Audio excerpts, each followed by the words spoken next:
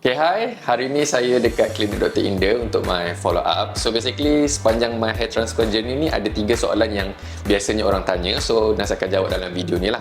So soalan pertama. Alright, Nazri dah buat dalam 5 bulan. So how is it masa you buat? Is it painful? Okay, to be honest, sakit tu 10 minit pertama je. So bila masuk dalam ruang operation punya bilik, sakit tu cuma 10 minit sebab masa dia bius kat sini untuk dia ambil rambut daripada kepala lah. And then after 10 minutes I gone, tahu-tahu bangun dah 8:30 malam. So basically sakit 10 minit je, and then basically you're painless throughout the journey. And then after I wake up, I rasa dia bukan sakit, dia macam discomfort sikit je sebab bius tu masih ada dan bius tu akan kekal selama 2 minggu. So basically selama 2 minggu tu you tak sakit sangat, cuma you tak boleh lasak lah, and then basically you tak sakit. So it's a very very easy process and you just enjoy the journey.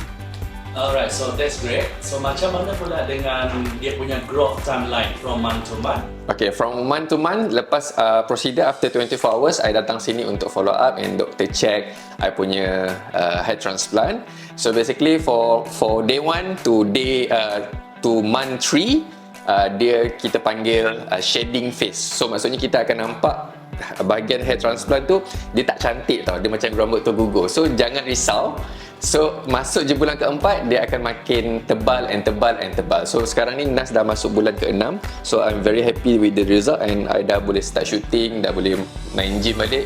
So it's a very I would say it's very good decision by me untuk buat hair transplant dekat Klinik Dr. Inder. Daripada segi harga pula, adakah dia mahal ataupun murah ataupun affordable? So mari kita tanyakan soalan kepada doktor and the patient. Okay, thank you. Ini the question you're asking is a right time because with the festival of light, that is Diwali coming, we have a good promotion. So for those who are suffering just M-shape, it is the package now is 8,999. Wow! And then when you have the crown and the hairline, it goes to a little bit higher. 9,999, and the whole thing, the whole full head, we charge at unlimited graph. Usually tempat lain kira by helai tau. Ini kita bagi package je terus. Ni lagi satu good news. Untuk beard pun promotion going on. So that one you must find out individually. Individually sebab dia based on apa yang you nak, betul. Patchy, some nak full beard.